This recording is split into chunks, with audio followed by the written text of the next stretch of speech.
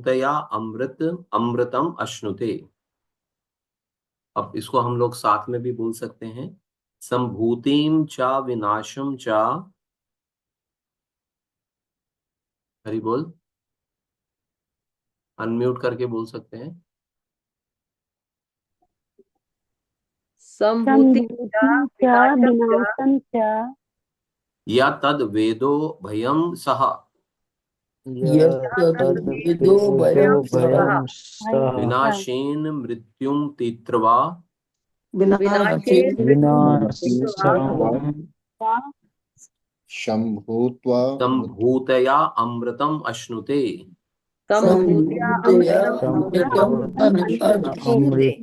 अश्नुते। संभूतिम चा विनाशम चा या तद वेदो भयम सह, संभूतिं च विनाशं च संभूतिं च विनाशं च यस्तद्वेदो भयं सः विनाशेन विनाशेन मृत्युं मृत्युम तीत्वा संभूतया अमृतम अश्नुते। अमृतम् अश्नुते। इसमें इसका चंदी विशेष प्रभुपाद जी ने क्या है, संभूतिम, शाश्वत भगवान को, उनके दिव्य नाम, रूप, लीलाओं तथा गुणों को, साज समान को, उनके धाम की विविधता आदि को, च तथा, विनाशम, देवताओं, मनुष्यों, पशुओं इत्यादि की क्षणिक भौतिक अभिव्यक्ति तथा उनके मिथ्या नामों, यश आदि को, च भी, यह जो, तत् वह वेद जानता है, उभयम दोनों को, सह सहित, विनाशेन प्रत्येक विनाशशील वस्तु से, मृत्यु को, पितृवा पार करके, संभूतया भगवान के शाश्वत राज्य में, अमृतम अमरता, अश्नुते भोगता है। तो इसका अनुवाद दिया है शील प्रभुपाद जी ने। शील प्रभुपाद की जय। मनुष्य को चाहिए कि वह पूर्ण पुरुषोत्तम भगवान श्री कृष्ण तथा उनके दिव्य नाम, रूप, गुणों तथा लीलाओं के साथ ही साथ अस्थायी देवताओं, मनुष्यों तथा पशुओं से युक्त नश्वर भौतिक संसार को भली भांति जान ले।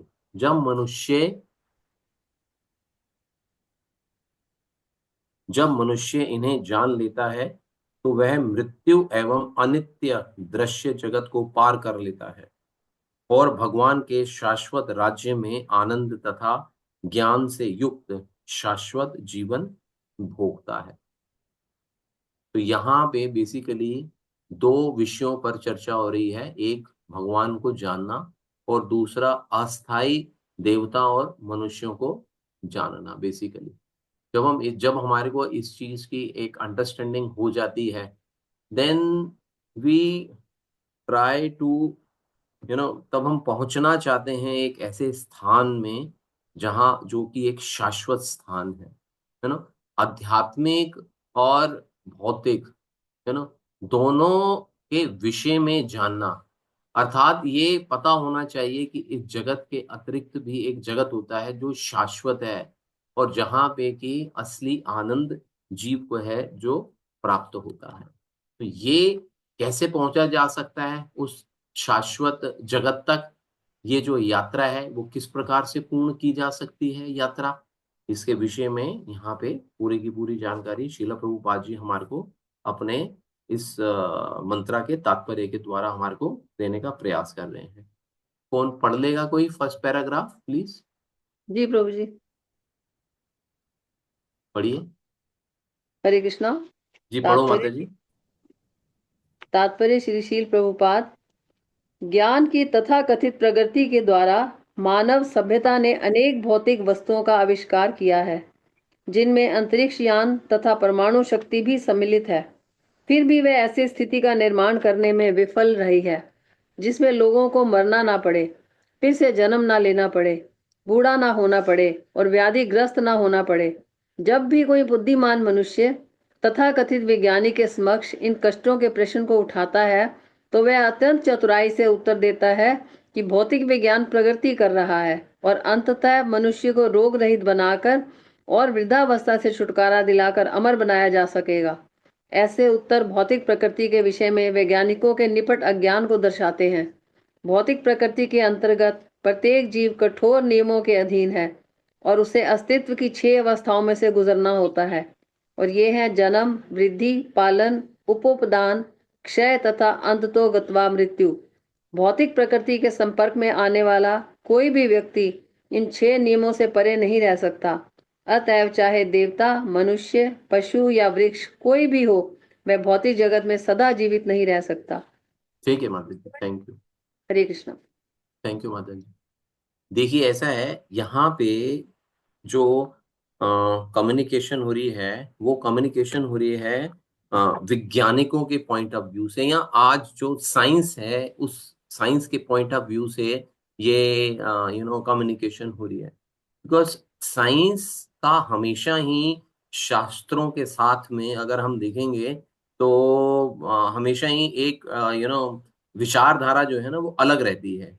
साइंस जो है वो तथ्यों पे बिलीव करता है, साइंस जो है वो सदैव सदैव तथ्यों पे बिलीव करता है, रिजल्ट्स में बिलीव करता है। और जबकि हमारे शास्त्र जो हैं वो हमारे को प्रॉपर जो गाइडलाइंस हैं या जो हमारी लाइफ के जो मैनुअल्स होने चाहिए या किस तरह से हमारे को अपनी लाइफ लीड करनी चाहिए, ये उसके विषय में हमारे को जानकारी देता है। तो ये हमेशा ही ऑपोजिट पोजीशंस में जो साइंस है वो हमारे को इस बात की ओर ले जाती है। लेकिन अगर हम देखेंगे तो हमारे जैसे स्क्रिप्चर्स हमारे को बताते हैं, जैसे यहाँ पे श्रील प्रभुपाद ने भी बताया कि जीव को उसके अस्तित्व के लिए 6 अवस्थाओं से गुजरना ही पड़ता है ना। 6 अवस्थाएं उनको यहाँ से आना ही है। अगर आप देखोगे तो जीव का जन्म भी होएगा, जब जीव का जन्म होता है ना, तो उसके बाद में जन्म होएगा, फिर उसकी वृद्धि होएगी, फिर पालन होएगा उसका, फिर वो कुछ और कुछ कुछ अपने जैसे ही जीव फिर से प्रोड्यूस करेगा अपने जीवन के अंदर में, और फिर वो धीरे धीरे क्षय होएगा या बूढ़ा बूढ़ा होएगा या वृद्धावस्था को प्राप्त होएगा, और फिर उसके बाद में अंतोगत्वा उसकी मृत्यु होना निश्चित है। तो ये बेसिकली ये साइकिल है हमारे लाइफ के अंदर में। तो और यहाँ पे भी लिविंग एंटिटीज हैं और नॉन लिविंग एंटिटीज हैं। तो लिविंग एंटिटीज हम लोग हो गए, हमारे को इन 6 अवस्थाओं से गुजरना पड़ता है।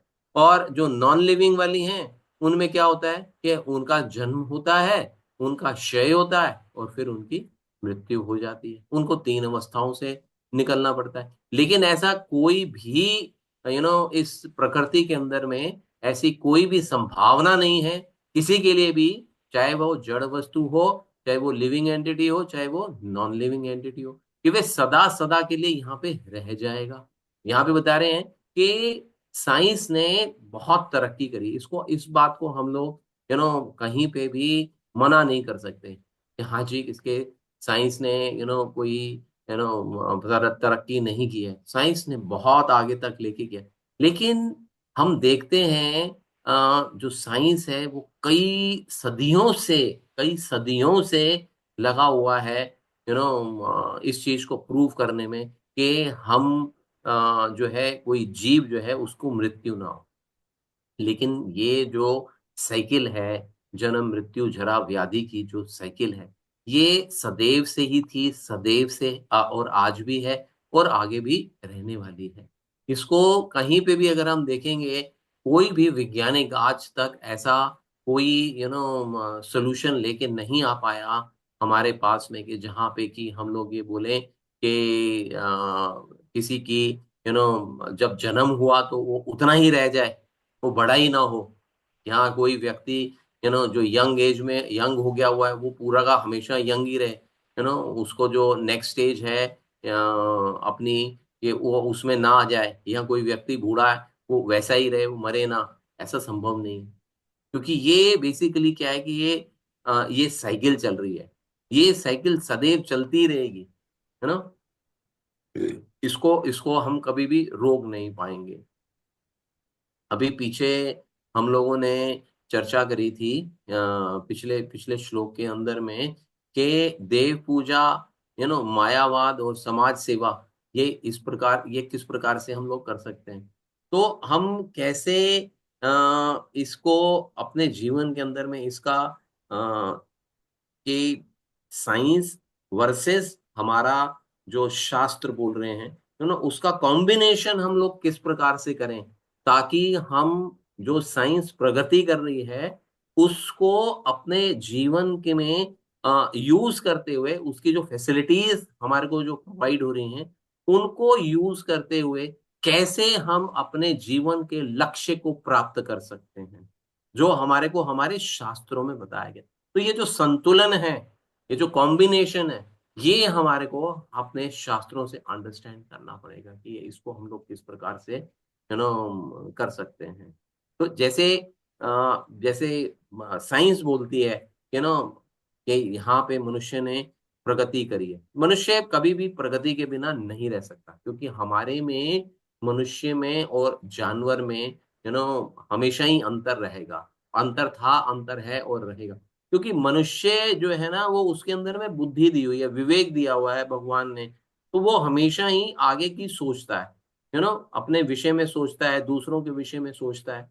और यहाँ पे अगर हम जानवर का एग्जाम्पल लें तो जानवर के अंदर में उस प्रकार की विवेक बुद्धि नहीं होती है ना। हम लोग क्या चाहते हैं, हम लोग अपने जीवन में सदैव we are always looking for some change, परिवर्तन चाहते हैं और आगे बढ़ना चाहते हैं। वेयर एज जानवरों के अंदर में ऐसी कोई विवेक धारणा नहीं होती है। उनकी लाइफ साइकिल कैसी रहती है, जन्म मृत्यु जरा व्याधि, वो लोग आते हैं यहाँ पे और पूरा का पूरा ये जो साइकिल है इस पे ही आधारित रहते हैं। तो लेकिन हमारे जीवन के अंदर में अगर हम कंपेयर करके देखते हैं तो हमारे को हमेशा प्रगति चाहिए। वी ऑलवेज लुक फॉरवर्ड कि हाँ हम इस चीज से आगे कैसे आ सकते हैं। तो जैसे for example we we always look for change, but जानवर जो है एट द सेम टाइम वो चेंज के लिए उनके माइंड में ऐसी कोई चीज नहीं आती। फॉर एग्जाम्पल अगर आप गाय घास खाती है तो वो जब पैदा होती है तब से घास खाना शुरू करती है और मृत्यु तक घास ही खाती रहती है। तो ये उसका जो साइकिल चल रहा है उसको उससे कोई प्रॉब्लम नहीं है। लेकिन हम अपने आप को अगर देखते हैं तो हमारे को खाने के अंदर में हमेशा अलग अलग चीजें चाहिए क्योंकि हमारा विवेक अलग प्रकार का है, हमारा विवेक उनसे अलग है। तो यहाँ पे अगर हम देखेंगे तो साइंस तरक्की कर रहा है, इसमें कोई इस बात को हम झुठला नहीं सकते। But at the same time science के पास अभी भी जन्म मृत्यु जरा व्याधि का कोई भी उत्तर नहीं है उनके पास में अभी भी। यस, नेक्स्ट पढ़ेंगे। जीवन की अवधि योनियों के अनुसार भिन्न भिन्न होती है। इस भौतिक ब्रह्मांड में जीवों में प्रधान ब्रह्मा जी लाखों करोड़ों वर्ष तक जीवित रहते हैं, जबकि एक सूक्ष्म कीटाणु केवल कुछ ही घंटे तक ही जिंदा रहता है। किंतु इस भौतिक जगत में कोई शाश्वत काल तक जीवित नहीं रह सकता। इस जगत में वस्तुएं विशेष स्थितियों में उत्पन्न होती हैं या पैदा की जाती हैं। वे कुछ काल तक वह कुछ काल तक रहती हैं और यदि वे बनी रहती हैं तो उनका विकास होता है, उत्पत्ति करती हैं, क्रमशः क्षीण होती हैं और अंत में लुप्त हो जाती हैं। इन नियमों के अनुसार विभिन्न ब्रह्मांड ब्रह्मांडों ब्रह्मांडों के लाखों ब्रह्मा भी आज या कल मृत्यु को प्राप्त होंगे। इसलिए सारा भौतिक ब्रह्मांड मृत्यु लोक कहलाता है। जी प्रभु, भौतिक एक सेकंड, ज्ञानी बस अभी 2 तथा मिनट, राजनेता एक सेकंड प्रभु जी, हरि बोल प्रभु बोल। देखिए, जीवन की अवधि योनियों के अनुसार भिन्न भिन्न है।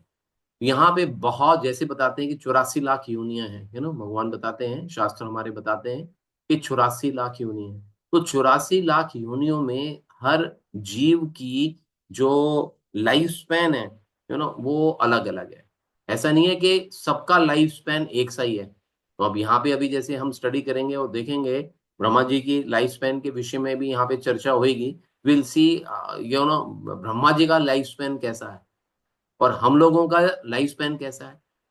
और हम देखते हैं अपने जीवन के अंदर में, जैसे फॉर एग्जांपल जैसे कोई छोटी चींटी होती है तो चींटी का लाइफ स्पैन कितना होता है, थोड़ा सा उसका लाइफ स्पैन होता है। तो ऐसे ही अलग अलग योनियों में उनकी जो अवधि है, जीवन अवधि है, वो अलग अलग है। तो कहने का अर्थ यहाँ पे है कि जीवन अवधि चाहे छोटी है चाहे बड़ी है ना? जीवन की अवधि चाहे छोटी है चाहे बड़ी है, बट अंतोगत्वा सबको मृत्यु आनी निश्चित है। सबको मृत्यु आनी निश्चित है।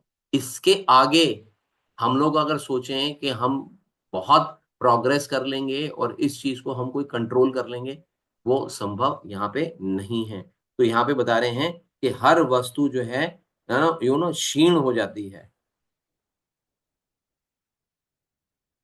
लास्ट में बताया, इन नियमों के अनुसार ब्रह्मांडों के लाखों ब्रह्मा भी आज या कल मृत्यु को प्राप्त होंगे, और इसलिए सारा भौतिक ब्रह्मांड मृत्यु लोक कहलाता है, क्योंकि यहाँ पे जो भी आएगा वो मृत्यु को प्राप्त होगा ही होगा।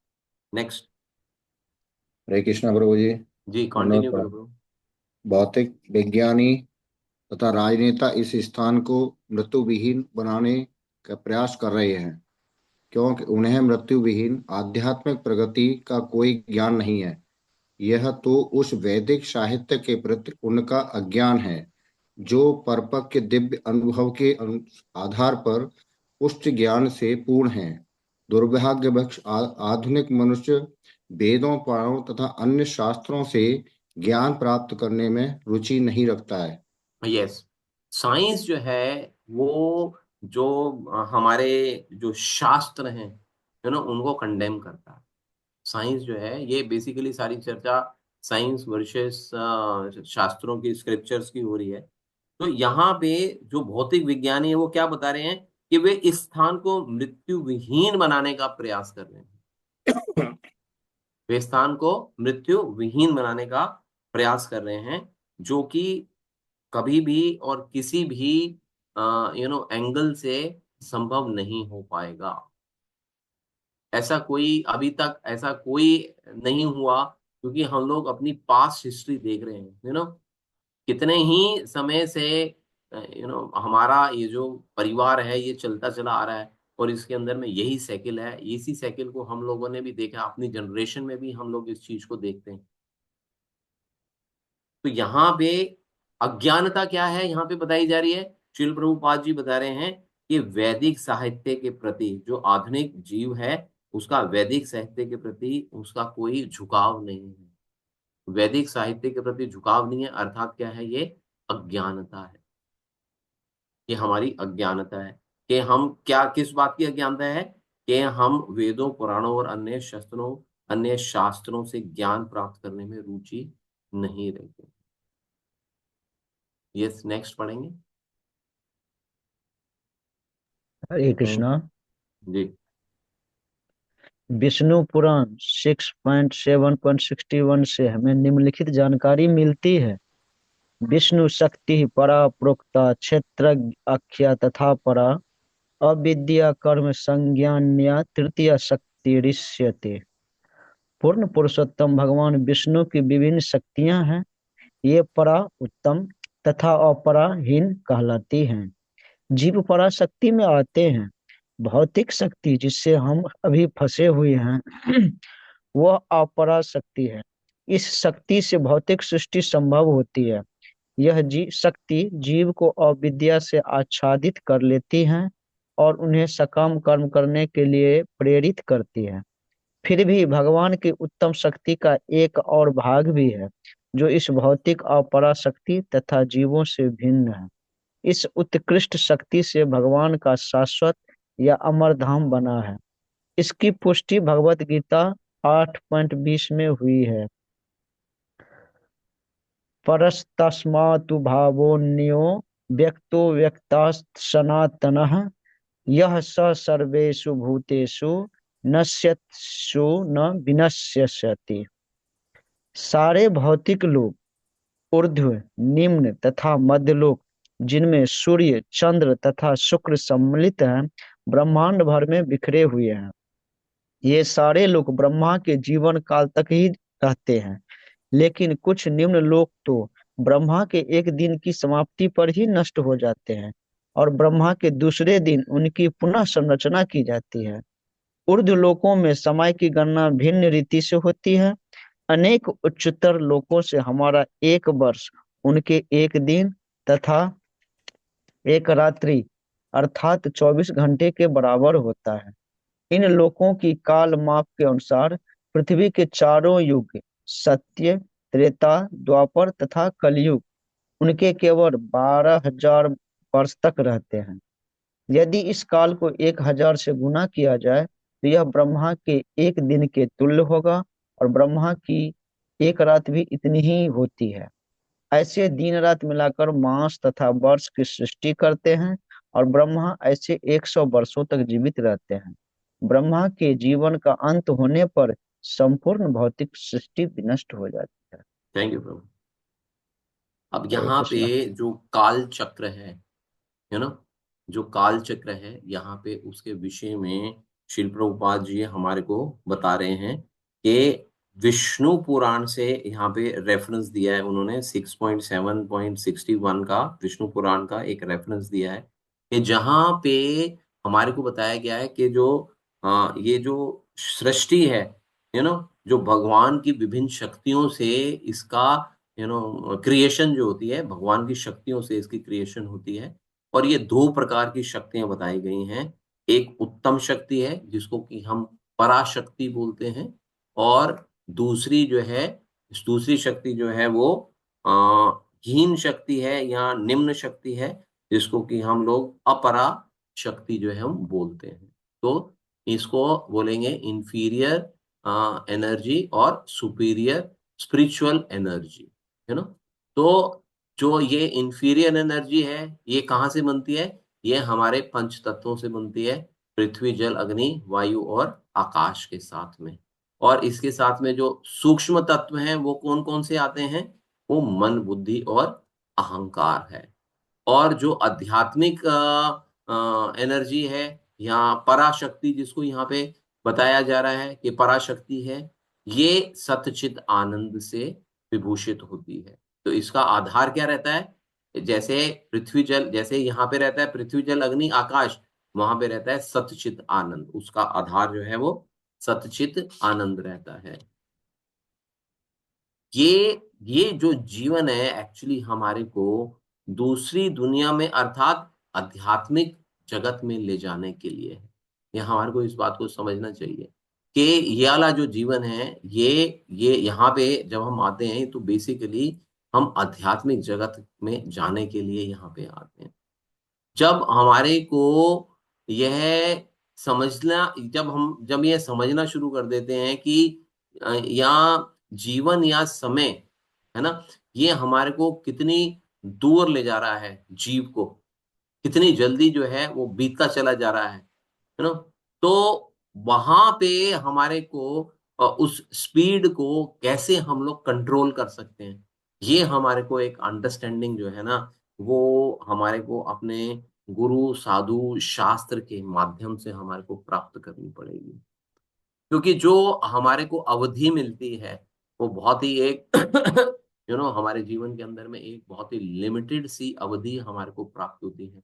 और अब उस अवधि को हम किस प्रकार से क्या प्रयोजन करते हैं, या कैसी हम लोग प्लानिंग करते हैं, या क्या हम ज्ञान में रहते हैं, क्या हम अज्ञान में रहते हैं, वो जीव के ऊपर निर्भर करता है। फैसिलिटीज हमारे को यहाँ पे सारी मिलती हैं। हम ये बोलेंगे हमारे पास फैसिलिटीज नहीं है यहाँ से निकलने के लिए, तो फैसिलिटीज जो है हमारे को यहाँ पे सारी की सारी प्राप्त होती हैं। लेकिन प्रॉब्लम कहाँ आ जाती है हमारे जीवन के अंदर में? हमारे को जो फैसिलिटीज मिलती हैं, we get attracted with those facilities. हम हम उन फैसिलिटीज या जो हमारे को कंफर्ट जोन हमारे को यहाँ पे प्राप्त होता है, हम उस कंफर्ट जोन को ही एक्सेप्ट कर लेते हैं and we don't want to come out from that comfort zone. यहीं पे वही बताया गया है कि इसी शक्ति से भौतिक सृष्टि संभव होती है। यह शक्ति जीव को अविद्या से आच्छादित कर लेती है और उन्हें सकाम कर्म करने के लिए प्रेरित करती है। और यहाँ पे जीव जो है सकाम कर्मों के अंदर में फंस जाता है। यहाँ पे ये जीव जो है वो फंस जाता है। फॉर एग्जाम्पल कि जैसे हमारे को यहाँ से वृंदावन का जो वृंदावन पहुंचने के लिए हमारे को 2 घंटे लगते हैं। हमारे को लेट से कि हमारे को एक गाड़ी मिली है जिसमें कि हम लोग विजिट करेंगे यहाँ से वृंदावन, विद इन 2 आवर्स हमारे को पहुंचना है। और जैसे ही हम लोग गाड़ी में से निकलते हैं तो हमारे राइट लेफ्ट आगे पीछे सब जो है ना वो शॉप्स हैं और बड़ी अट्रैक्शन है यहाँ पे। और सिनेमा दिख रहा है हमारे को, बहुत सारी शॉप्स दिख रही हैं, खाने पीने का सामान है, ये वो बहुत, there are number of attractions. अब जीव क्या करता है, इन अट्रैक्शंस को देख के उसका मन करता है कि मैं थोड़ा नीचे उतरूं, मैं जरा देखूं यहाँ पे क्या है, इस शॉप में क्या मिल रहा है। मैं कर लेता हूँ, गाड़ी तो मेरे पास में है ही है, I have the car with me. तो मैं उतरता हूँ, जरा देखता हूँ, थोड़ा मूवी देख लूं। और है क्या कि वो कार जो मिली हुई है उसका जो ड्यूरेशन मिला है मेरे को, it is just for 2 hours. और अगर उस कार में से मैं उतर गया हूँ और मैं यहाँ पे मूवी देखने बैठ गया या किसी रेस्टोरेंट में बैठ गया या कुछ और करने लग गया, तो क्या होएगा, वो समय तो निकल जाएगा। ठीक है, वो समय निकल गया और वो गाड़ी निकल गई, है ना। और मेरे को कहाँ जाना था, अपनी डेस्टिनेशन के लिए फैसिलिटी मिली थी मेरे को, गाड़ी मिली थी मेरे को, लेकिन क्या हुआ, वो मैंने गाड़ी ही छोड़ दी और मैं कहाँ रह गया, मैं नीचे उतर गया। तो अब मेरे को क्या करना पड़ेगा, now I have to wait for another vehicle, now I have to again wait for another vehicle. और वो व्हीकल कब आएगी, कब मिलेगी मुझे, और कब मुझे वो वृंदावन में लेके जाएगी, ये मेरे को आइडिया नहीं है। उसके लिए मेरे मेरे पास फैसिलिटी होनी चाहिए कि हाँ जी मेरे को दूसरी गाड़ी आएगी और ले जाएगी। और फिर मेरे पास सफिशिएंट पैसा भी होना चाहिए उसमें विजिट करने के लिए कि हाँ जी मैं कुछ पे कर पाऊंगा उसको। तो यहाँ पे हम लोग जो है ना, यहाँ पे बता रहे हैं कि हम लोग अपने अट्रैक्शंस में फंस जाते हैं, जिसकी वजह से जीव को जो है वो इस जीवन के अंदर में जो दुख जो है वो भोगने पड़ते हैं। तो यहाँ पे क्या समझना होगा कि मेरे पास जो समय है वो सीमित है। मेरे पास समय साइट सीन करने के लिए नहीं है, घूमने के लिए नहीं है, आराम नाश्ता करने के लिए नहीं है, मेरे को रुकना नहीं है, मेरे को आगे बढ़ना है। यहाँ पे बताया गया है कि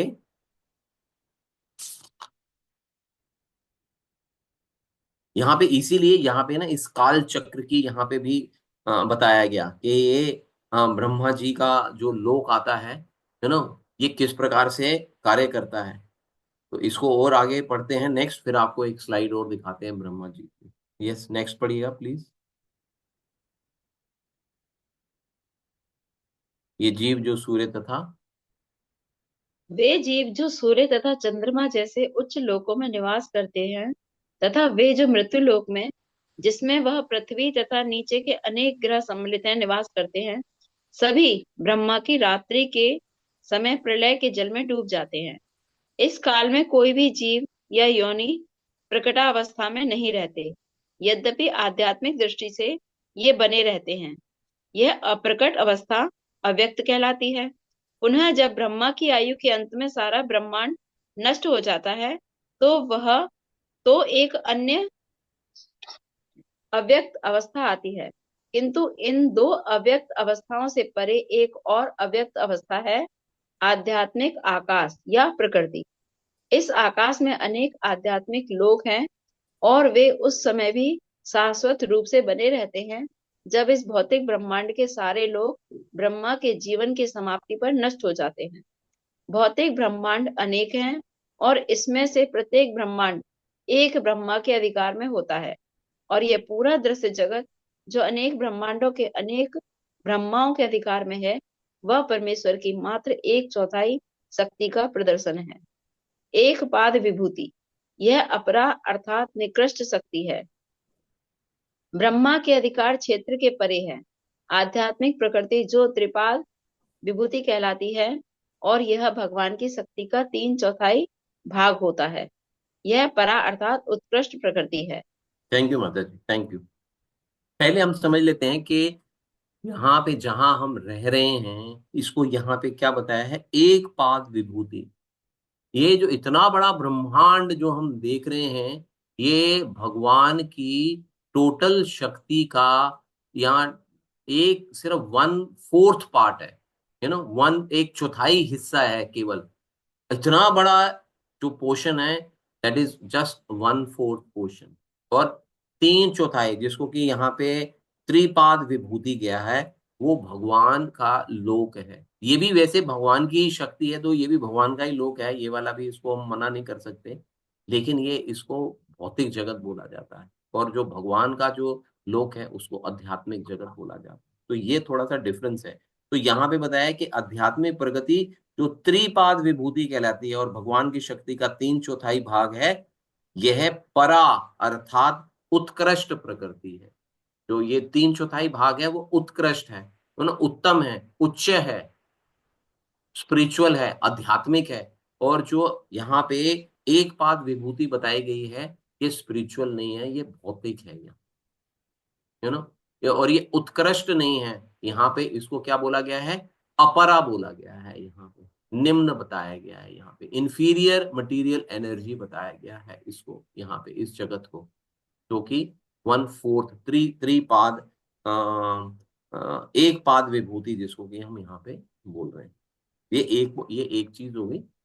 दूसरा ये है कि जैसे यहाँ पे ये पैराग्राफ जैसे शुरू होता है, तो यहाँ पे बता रहे हैं कि जो जीव सूर्य तथा चंद्रमा जैसे उच्च लोकों में निवास करते हैं तथा वे मृत्यु लोक में, जिसमें यह पृथ्वी तथा नीचे के अनेक ग्रह सम्मिलित हैं, में निवास करते हैं, सभी ब्रह्मा की रात्रि के समय प्रलय में डूब जाते हैं।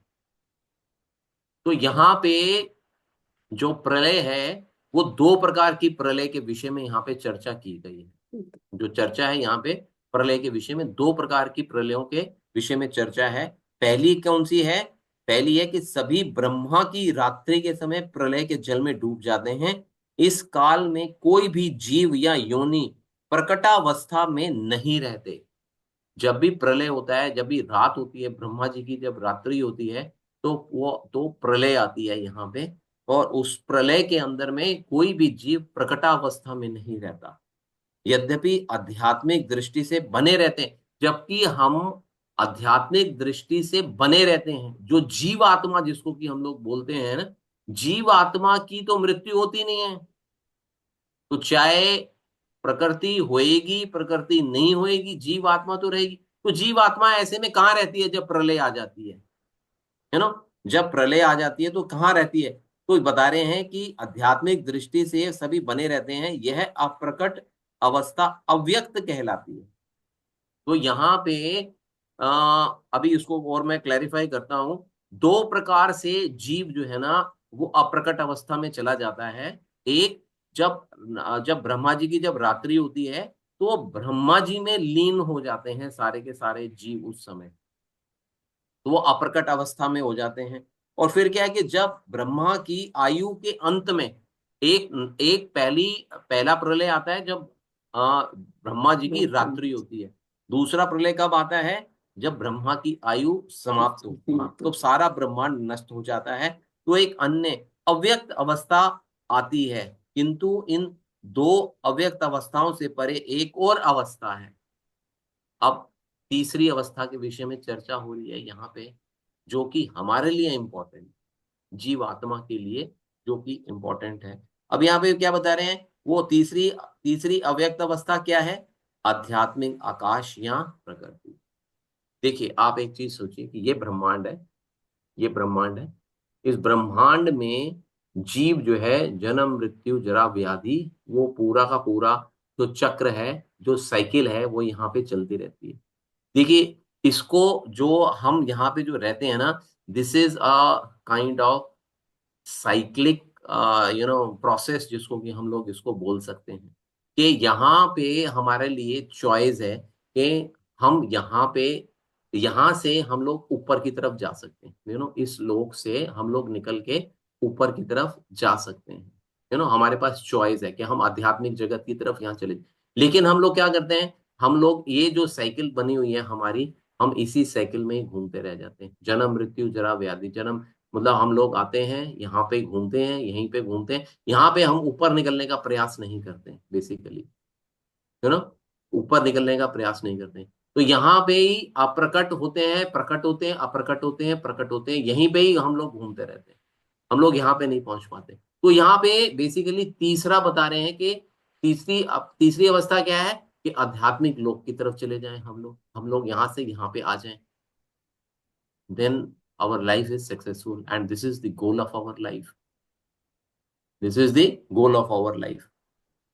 तो यहाँ पे ही कि आध्यात्मिक आकाश यहाँ प्रगति, इस आकाश में फिर जब हम ऊपर जाते हैं तो फिर यहाँ के विषय में बता रहे हैं कि इस आकाश में भी अनेक आध्यात्मिक लोग हैं, लेकिन उसमें और उन लोगों में और जो भौतिक लोग हैं, आध्यात्मिक लोग और भौतिक लोग के अंदर में क्या अंतर है कि जब ब्रह्मा जी की रात्रि होती है, या जब ब्रह्मा जी के यहाँ पे जब प्रलय होता है, तब जीव आत्मा अव्यक्त अवस्था में चली जाती है। लेकिन आध्यात्मिक जगत में अगर कोई जीव चला जाता है, कोई जीव आत्मा आध्यात्मिक जगत के अंदर में चली जाती है, तो वहां पे कोई अप्रकट अवस्था नहीं है।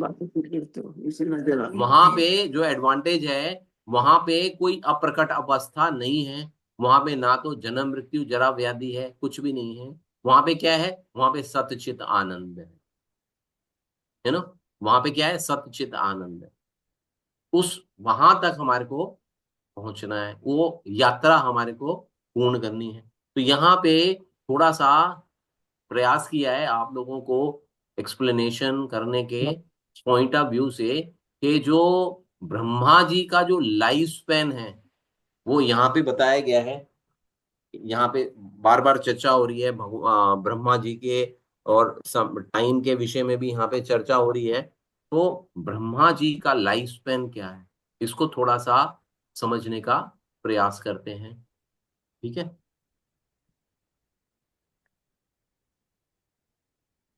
तो ब्रह्मा जी का जो लाइफ स्पैन बताया गया है 311.04 ट्रिलियन ह्यूमन ईयर्स बताया गया है यहाँ पे, जिसमें से कि ब्रह्मा की आयु जो है वो 100 वर्ष की बताई गई है। और इस समय ब्रह्मा जी की जो आयु है उसमें से 50 वर्ष जो है वो निकल जा चुके हुए हैं, है ना। ब्रह्मा, अगर किसी से पूछेंगे हाउ ओल्ड इज ब्रह्मा, तो Brahma ji is 50 year old now, just mid mid of the age, अब नहीं पहुंचे हैं, 100 ईयर की एज है। तो ब्रह्मा जी जो है वो अभी केवल 50 वर्ष के हुए हैं, है ना। और ब्रह्मा जी का जो एक दिन है, ब्रह्मा जी का जो एक दिन है उसको हम कल्प बोलते हैं, है ना। ब्रह्मा जी का 1 day of Brahma is known as 1 kalpa, is known as 1 kalpa, 1 day of Brahma. और वो कल्प कितने समय का होता है, 4.32 मिलियन बिलियन ईयर, इतने का होता है ये। और एक कल्प में क्या क्या होता है, एक कल्प जो ब्रह्मा जी का एक दिन है, यहाँ पे बताया गया कि ब्रह्मा जी के एक दिन में क्या क्या होता है ना। ब्रह्मा जी के एक दिन में 14 मनवंतर होते हैं, है ना। ब्रह्मा जी के एक दिन के अंदर में 14 मनवंतर होते हैं। 14 मनवंतर का मतलब हो गया 14 मनु होते हैं बेसिकली। हर मनवंतर का एक मनु होता है, हर मनवंतर का एक मनु होता है। तो यहाँ पे 14 मनवंतर, एक कल्प भगवान ब्रह्मा जी के एक दिवस के अंदर में 14 मनवंतर आते हैं। और 14 मनवंतर के साथ में क्या आता है, 15 संध्याएं आती हैं। संध्या हम लोग समझते हैं ना कि जैसे शाम होती है, अंधेरा होने से पूर्व जो पोषण जो जो समय रहता है उसको हम संध्या कहते हैं। तो एक दिन के अंदर में 15 बार 15 संध्याएं आती हैं। हर मनवंतर का जब क्लोजर हो रहा होता है, क्लोजर हो रहा होता है मनवंतर, जब इवनिंग होती है, तो जैसे हर दिन में एक इवनिंग होती है, तो ऐसे ही हर मनवंतर के अंदर में एक क्लोजर होता है या एक संध्या होती है। तो 14 मनवंतरों के अंदर में 15 संध्याएं होती हैं, एक ये मनवंतर प्रारंभ होने से पहले और ये 14 मनवंतर के बाद में। तो ऐसे टोटल में 15 मनवंतर हो जाते हैं। अब मनवंतर क्या है ना, और उसको एक्सप्लेन किया गया कि मनवंतर क्या है, कि एक मनवंतर के अंदर में 71 महायुग या दिव्य युग बोला जाता है। एक मनवंतर जो है उसके अंदर में 71 जो है महायुग होते हैं या दिव्य युग जिसको कि हम लोग बोलते हैं वो होता है। This is one life span of Manu. एक मनवंतर जो होता है, एक मनु, मनु बताया ना 14 मनु होते हैं, अभी यहाँ पे जैसे बताया कि 14 मनु होते हैं, तो एक मनु का लाइफ स्पैन कितना होता है ना। तो यहाँ पे बताया गया है कि एक मनु का लाइफ स्पैन होता है ये 14 मनवंतर के अंदर में, या एक दिव्य युग जो कहलाता है। अब वो आगे आएगा कि जो एक काल निकलता है, पूरा का पूरा साइकिल निकलता है, ये अपना त्रेता अपना जो अपने 4 युग होते हैं, इन चारों युगों का जो एक साइकिल कहलाता है। कलयुग, कलयुग हो गया, द्वापर युग हो गया, त्रेता युग हो गया, सत्य युग हो गया। इन चारों का जो कॉम्बिनेशन की जो एक साइकिल निकलती है, वो बेसिकली जो ये जो एक मनवंतर का जो काल होता है वो लगभग लगभग उतना होता है यहाँ पे। और अभी इस मेरे को यहाँ पे थोड़ा सा छोटा दिख रहा है यहाँ पे, एक मिनट, यस, थोड़ा सा बेटर दिख रहा है आप लोगों को अभी?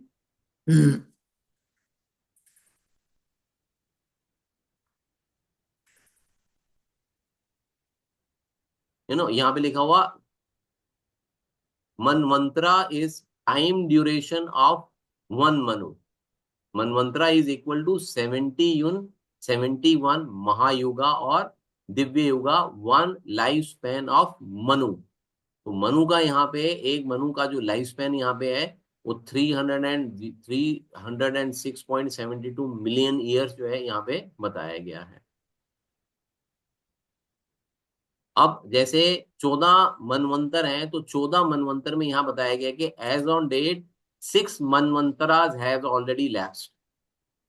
6 मनवंतर ऑलरेडी चलते हैं। हम जिस मनवंतर में अभी हैं, अभी प्रेजेंट, वो 7वां मनवंतर है ना।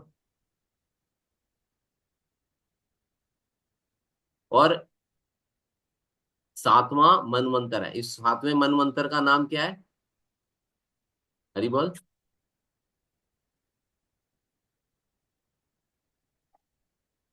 This is the 7th manvantara. वैश्ववथा वैवस्वत, मंत्रा। क्या पढ़ा वैवस्वत है? वैवस्वता मंत्रा वैवस्वत। मनवंतरा, और वैवस्वता श्रद्धा मनवंतरा। दिया मंत्रा। ये जो अभी 7th मनवंतरा चल रहा है वो व्यवस्था मनवंतरा चल रहे हैं, ठीक है। अच्छा, और इसको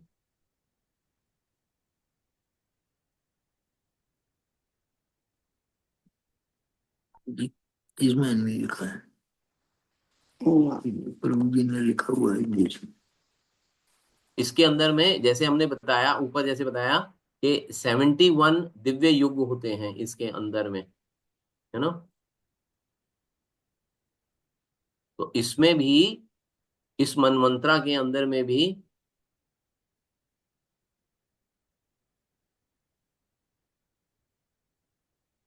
एक सेकेंड, ये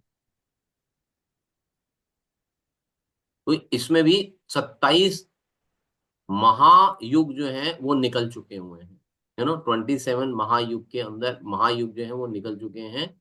और सत्य, त्रेता, द्वापर का ये 28वां महायुग चल रहा है ना। थोड़ा सा कंफ्यूजिंग सा हो जाता है।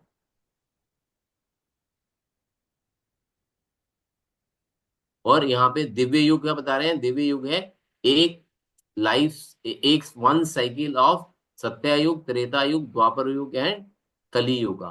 तो यहाँ पे सब युगों की लाइफ बता जा रही है। कितना है कलयुग का लाइफ स्पैन? कितना है? 4.32 मिलियन ईयर्स। और द्वापर युग जो होता है वो कलयुग का डबल होता है। त्रेता युग कलयुग का 3 टाइम्स होता है। और सत्य युग कलयुग का 4 टाइम्स होता है। तो यहाँ पे ये सारी चीजें, यहाँ पे टोटल लाइफ स्पेन आ जाता है यहाँ पे।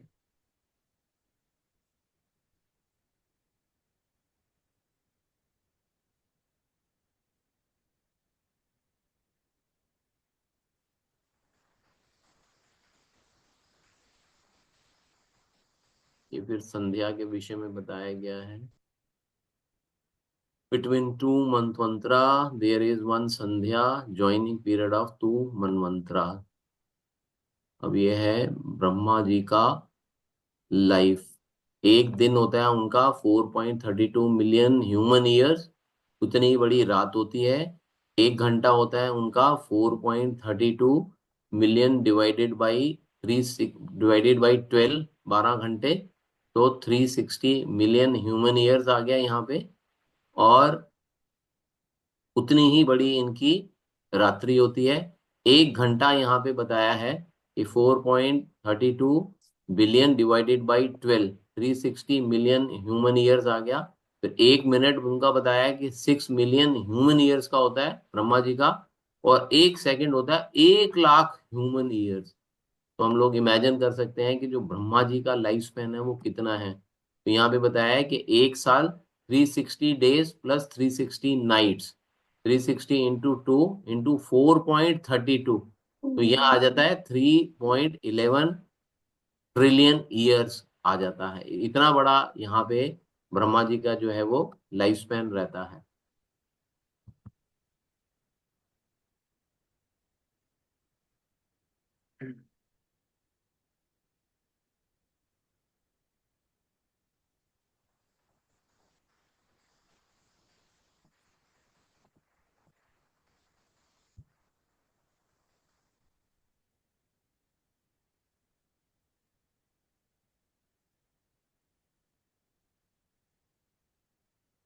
अभी हम लोग यहाँ पे मेंशन है, जैसे हम लोग अभी ब्रह्मा जी के 91 वर्ष का पहला महीना और पहला दिन चल रहा है यहाँ पे। जो ब्रह्मा जी का जो लाइफ स्पेन है उसमें अगर हम देखते हैं तो ब्रह्मा जी का 91वां ईवर 50 कंप्लीट कर चुके हैं। 91वां साल चल रहा है। 91 वर्ष का और पहला पहला महीना, मंथ पहला है दिन है। और उसका फर्स्ट डे है। और मनवंतर की अगर हम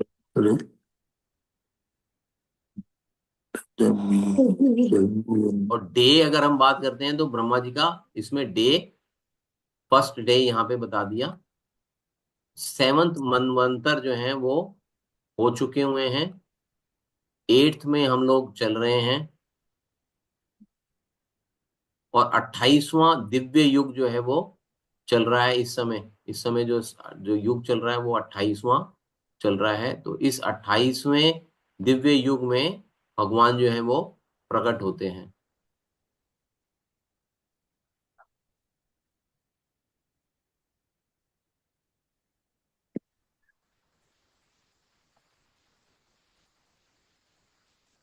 चलिए आगे चलते हैं।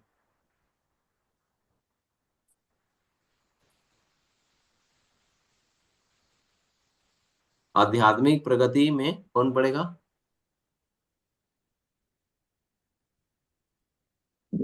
हरे कृष्णा। जी पढ़िए। आध्यात्मिक प्रगति में निवास करने वाले अधिष्ठाता परम पुरुष भगवान श्री कृष्ण है। जैसा कि भगवत गीता 8.22 में पुष्टि की गई है, केवल अन्य भक्ति द्वारा ही भगवान तक पहुंचा जा सकता है, ज्ञान, योग या कर्म की विधियों द्वारा नहीं। कर्मी लोग अर्थात सकाम कर्म करने वाले लोग स्वर्ग लोकों तक, जिसमें सूर्य तथा चंद्र सम्मिलित है, उन्नत हो सकते हैं। ज्ञानी तथा योगी इससे भी उच्चतर लोकों तथा महरलोक, तपलोक, ब्रह्मलोक तक पहुंच सकते हैं। किंतु भक्तिमय सेवा द्वारा जब वे और अधिक योग हो जाते हैं तो उन्हें अपनी अपनी योग्यता के अनुसार आध्यात्मिक प्रकृति में या तो आध्यात्मिक आकाश में प्रदीप्त विश्व परिवेश ब्रह्म में या वैकुंठ ग्रहों में प्रवेश करने दिया जाता है। लेकिन इतना तो निश्चित है कि भक्ति में प्रशिक्षित हुए बिना किसी को वैकुंठ ग्रहों में प्रवेश नहीं होने दिया जाता है। ठीक है माता जी।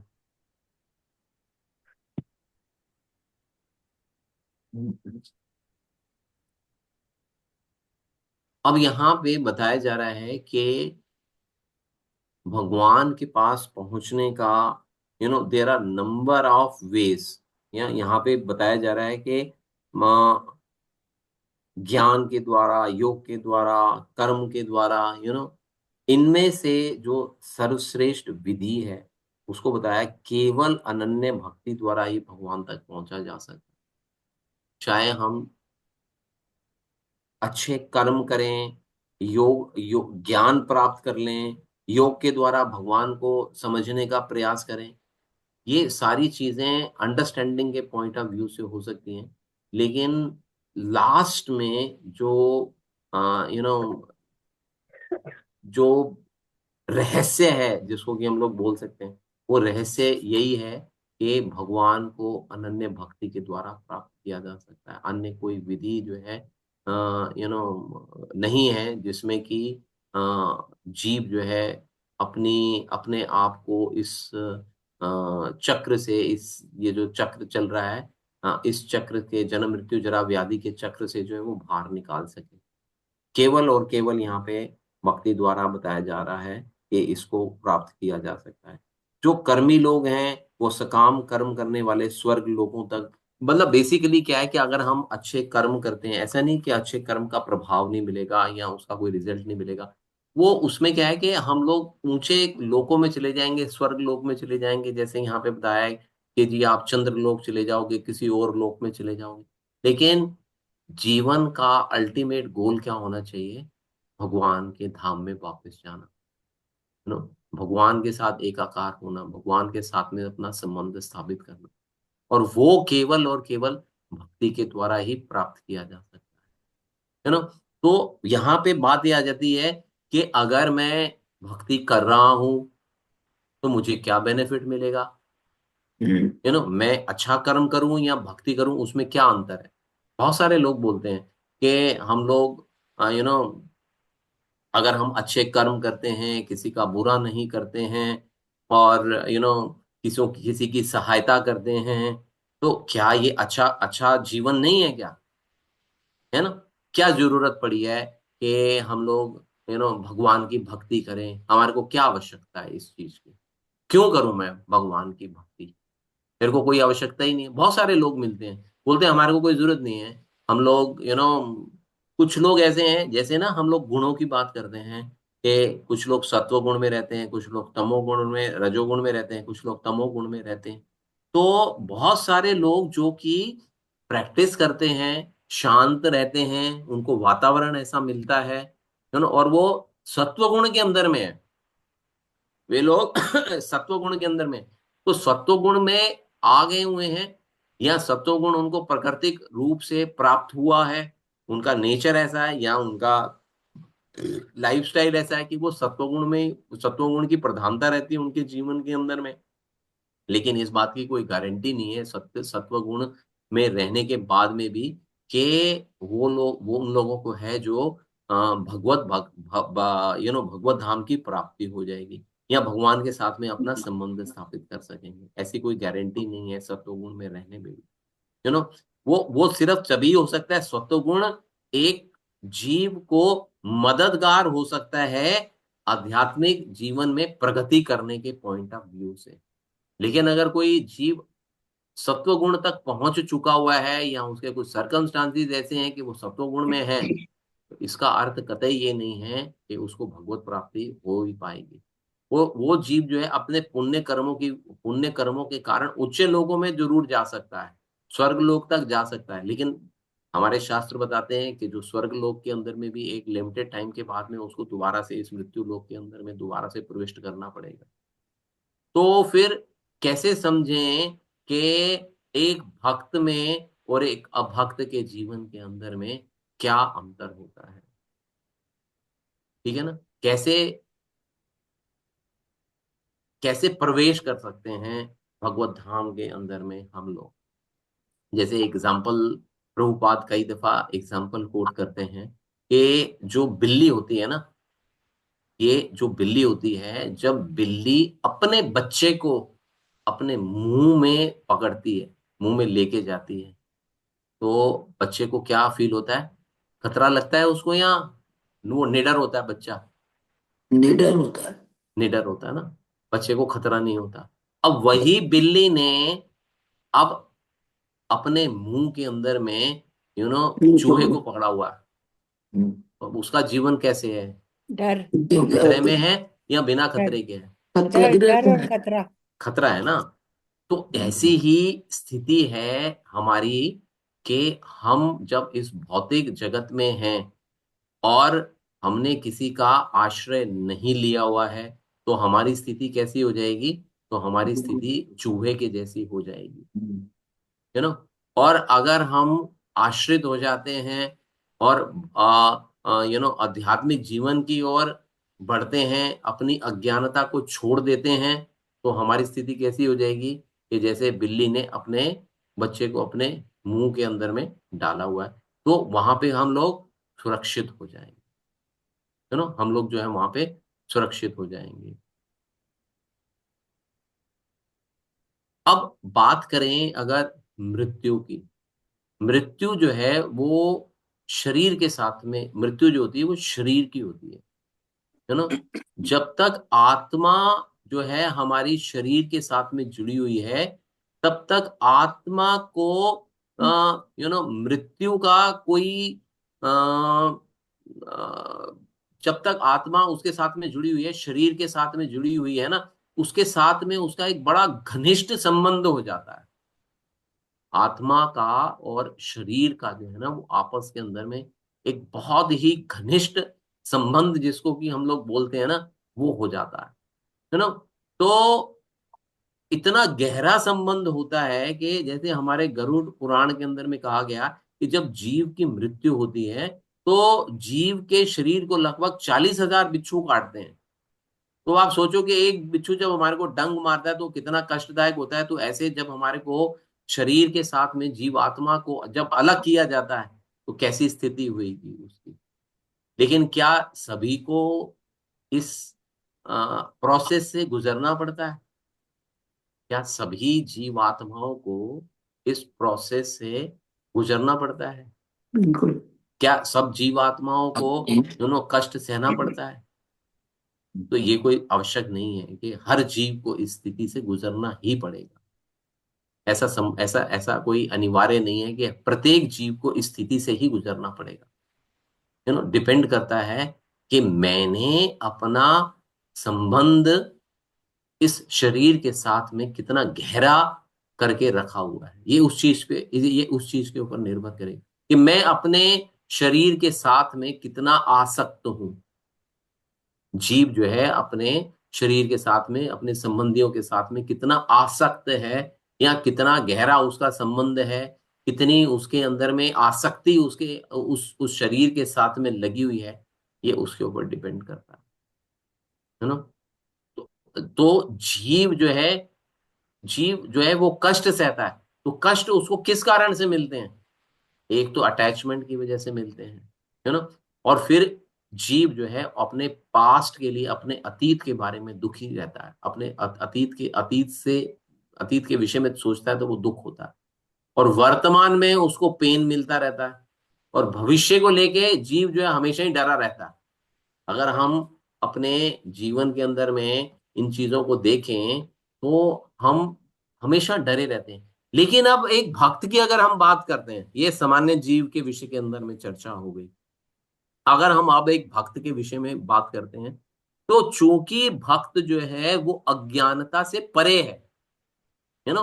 भक्त जो है वो अज्ञानता से परे है। उसको मालूम है कि मेरा संबंध क्या है, मैं कौन हूं, मैं क्या ये शरीर हूं, या मैं शरीर से भिन्न कोई जीव हूं।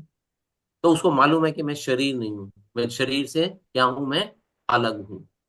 तो यहां पे एक डिफरेंशिएट हो जाता है एक भक्त के अंदर में और एक अभक्त के अंदर में।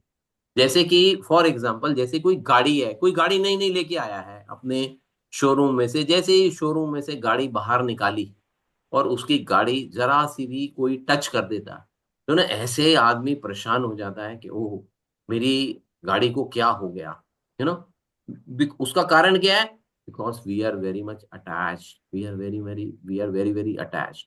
मेरे साथ में भी ऐसा इंसिडेंट हुआ है, you know. Same same happened with me, you know. इसका क्या अर्थ हुआ कि अभी हमारे को या मेरे को अभी और प्रैक्टिस करने की आवश्यकता है।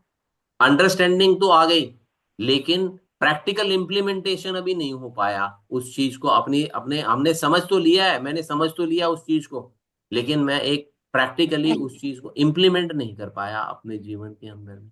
तो ऐसे ही हम सबके साथ में ऐसी समस्या आती है कि हम अंडरस्टैंडिंग में तो आ जाते हैं, लेकिन उसको अपने लाइफ के अंदर में जब सर्कमस्टांसिस ऐसे आ जाते हैं, हमारे सामने आते हैं, हम उसको इम्प्लीमेंट नहीं कर पाते हैं अपने लाइफ के अंदर में। So we need to practice. We need to more practice so that we can, at situation, we can whatever we are learning, we can implement them in our life. जो हमारा जीवन है उसके अंदर में हम उस चीज को यू नो उस चीज को प्रैक्टिकली कर भी सकें। खाली पुस्तक ज्ञान तक ही ना रह जाएं हम लोग, पुस्तक ज्ञान से आगे बढ़ के जीवंत उसको उस चीज को उस ज्ञान को जीवंत कर सकें हम अपने जीवन के अंदर में। तो अब एक जो भक्त होता है वो इन चीजों से इतने अटैच नहीं होता, है ना। तो एक छोटा सा एक एग्जांपल है, एक छोटा सा एक इंसिडेंट है। यहाँ पे आप देख रहे हो कि यहाँ पे मैंने एक फोटो लगा रखी हुई है। यहाँ पे ये जो फोटो है ये परम पूजनीय श्रीधर महाराज जी की है, जो कि शील प्रभुपाद जी के एक एक शिष्य हैं, जो कि अमेरिका से थे, है ना। एक दफा अभी जब जब ये प्रैक्टिस कर रहे थे तो इनके लीवर में एक बहुत गंभीर समस्या आ गई। तो डॉक्टरों ने इनको बोल दिया कि ये जो है जल्दी ही आपको अपना शरीर जो है वो छोड़ना पड़ेगा और आपकी मृत्यु हो जाएगी। लेकिन हम देखते हैं कि जो एक भक्त होता है ना, वो उसको अपने शरीर को क्या लेके समझता है, क्या लेके चलता है कि मेरा शरीर तो है ही नहीं है, ये तो मेरे को भगवान ने दिया है। भगवान ने दिया है, this body is a via media to worship. तो हम बात कर रहे हैं यहाँ पे शील प्रभुपाद जी के शिष्य श्रीधर स्वामी महाराज जी की, जो कि अमेरिका से थे, शिल प्रभुपाद के शरण में आए। और उनको डॉक्टरों ने जवाब दे दिया कि आपका लीवर के अंदर में गंभीर समस्या है और आपकी मृत्यु जो है वो शीघ्र ही होने की संभावना है। लेकिन उनको क्या लगा कि ये तो मेरा शरीर है ही नहीं है, ये शरीर किसका है? ये शरीर तो मेरे को प्राप्त हुआ है। This body is a via media to worship lord, to serve lord and serve my guru Maharaj. तो उन्होंने उस दृष्टि से इस अपने शरीर को देखा और उसको छोड़ दिया। तो लगभग लगभग 12 13 14 साल तक जब ये डॉक्टरों ने उनको बोला, उसके बाद भी वो जीवित रहे। जबकि डॉक्टरों ने बोला कि आप लंबे समय तक जीवित नहीं रह सकते। Even then he continued his life for another 12 13 14 years. और उसके बाद में फिर यू नो उनकी तबीयत जो है वो खराब होनी। उनका एक बड़ा एक वो था कि उन्होंने यहाँ पे जब शिला प्रभुपाद को यहाँ पे इंडिया के अंदर में अपने शिष्यों की आवश्यकता थी प्रीचिंग करने के पॉइंट ऑफ व्यू से, तब ये श्रीधर महाराज जो है वो यहाँ पे इंडिया में आते हैं। और यहाँ पे जो इंडिया में जुहू टेम्पल है, यहाँ पे जुहू मंदिर है जो है, वहां पे उन्होंने काफी सहयोग किया उस मंदिर को उन्नत करने के लिए उन्होंने काफी सहयोग किया। तो नॉर्मली लोगों के मन के अंदर में टेंडेंसी होती है कि जो ब्रह्मचारी होते हैं या जो सन्यासी होते हैं वो बड़े योगी टाइप के, सीरियस टाइप के होते हैं। लेकिन ये जो श्रीधर महाराज थे ये बिल्कुल उनके उसके नॉर्मली उसके ऑपोजिट थे। तो ये बड़ा मजाक वगैरह करते थे, जोक करते थे। जो लोग उनसे मिलने के लिए आते थे उनके साथ में बड़ा घुल मिल के अच्छे से बात करते थे। तो बड़ा उनका उनका नाम पड़ेगा जॉली स्वामी। उनको उनको पूरे इस्कॉन के अंदर में जॉली स्वामी के नाम से बोला जाता था, क्योंकि वो उनका नेचर ही ऐसा था, बड़ा जॉली नेचर था उनका।